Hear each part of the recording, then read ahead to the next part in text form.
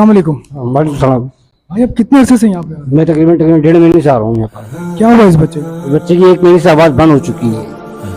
1 महीने से आवाज़ बंद हो गई है। डॉक्टरों को दिखा रहे थे हम, डॉक्टरों के सारे कैमरे वैमरे डाल के इसके मायने वगैरह करे, सब रिपोर्टें क्लियर आई हैं।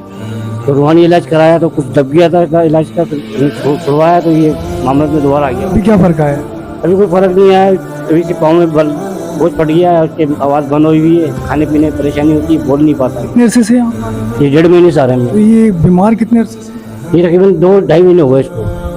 तो नाज़रीन तकरीबन 2.5-3 महीने से ये बच्चा बीमार है। इस बच्चे की आवाज़ बंद है और यहाँ पर आने का मकसद इस भाई का ये कि ये जो बुज़ुर्ग हैं ये इनके तवस्सुल से इसको शिफा मिलेगी। और ये तकरीबन बच्चा 10-12 कितने साल का बच्चा? 15 साल का बच्चा है। आवाज़ बिल्कुल नहीं आ रही इसकी? उससे पहले आवाज़ आती थी? पढ़ा हुआ है, ये 8वीं क्लास में था, 9वीं का इम्तिहान देता है ये, मगर आपका पूरा यकीन है कि ये इंशाल्लाह ठीक हो जाएगा अल्लाह की वजह से? इंशाल्लाह अल्लाह की वजह से ठीक हो जाएगा। आपका अकीदा ही है? अकीदा, सच्चा अकीदा हमारा। अब आपको क्या इसमें कुछ बच्चे में कुछ आपको कुछ चेंजिंग महसूस हो रही है? अभी तो खैर नहीं हुई है, मगर थोड़ा बहुत फर्क नजर आया, क्योंकि मेरे घर पे ऑक्सीजन वगैरह मांगता था ये, इसका सांस घुटता था ये, ऑक्सीजन मांगता था, एम्बुलेंस लगाओ उसको। बेटा क्या नाम है आपका? आवाज आवाज आपको दिल करता है बात करने का? ये लिख के बात कर सकता है। अच्छा, पढ़ना आता है आपको? कौन सी क्लास में पढ़ते? 8वीं क्लास में। अच्छा, कुरान शरीफ पढ़ा हुआ है? तो यहाँ पर आने के बाद आपको कुछ सुकून मिलता है?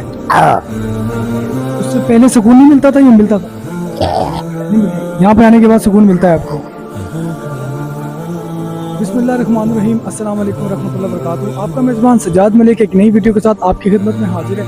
तो आज मैं मक्की शाह की दरगाह पे आया हूँ। सामने आप मक्की शाह का दरगाह देख सकते हैं। तो अब हम ऊपर का विज़िट करेंगे और आपको दरगाह के हिसाब से और मक्की शाह के हवाले से मैं टोटल डिटेल पहले ये बताता चलूँ कि ये मोहम्मद बिन कासिम के दौर में सिंध तशरीफ़ लाए और सिंध फतह होने के बाद ये सिंध में ही रह गए और फिर इन्होंने यहाँ पर अपनी दीन की खिदमत अदा की और फिर उसके बाद इनका विसाल हुआ, फिर ये यहीं सुपुर्द खाक हुए।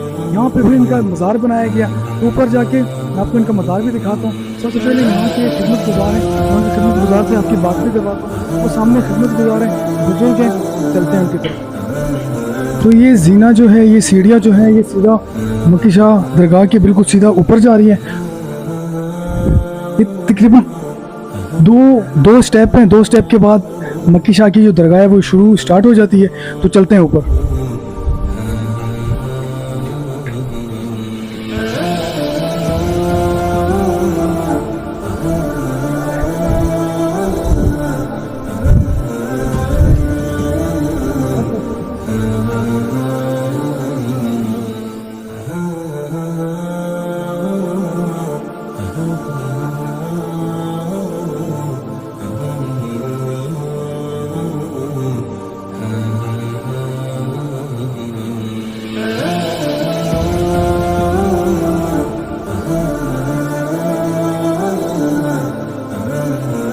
शाह की दरगाह के अंदर जैसे एंट्री होगी साथ में मज़ार है और उसके साथ ही मस्जिद, छोटी सी मस्जिद बनाई गई है जहाँ पर आप आकर अल्लाह की इबादत कर सकते हैं। साथ में छोटी सी मस्जिद है लेकिन बहुत खूबसूरत सी है।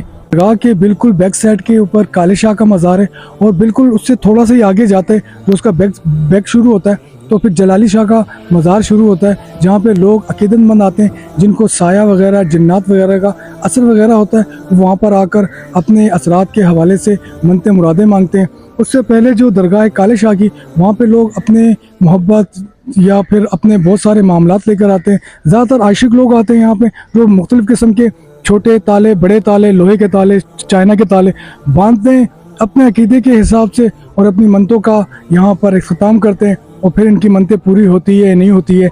अल्लाह बच्चों को, अपनी औरतों को, जिनको भी जन्नत का साया होता है वो मक्की शाह की दरगाह पर आते हैं। सबसे पहले बड़े हज़रत की दरगाह पर हाजिर देते हैं, फिर जलाली शाह बाबा की दरगाह पर जाते हैं। ये छोटा सा मज़ार के अंदर का हिस्सा, ये ताले शाह के नाम से छोटा सा मज़ार है।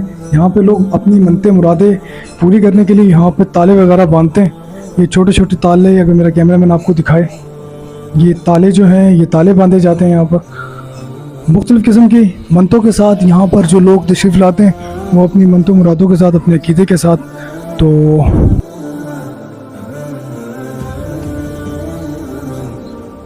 तो ये जो मज़ार है मक्की शाह के, इसके बिल्कुल मुखालिफ सिमत जो पिछला हिस्सा है, इस तरफ जलाली बाबा की जो कब्र भी है, मज़ार भी है, तो उस तरफ भी चलते हैं।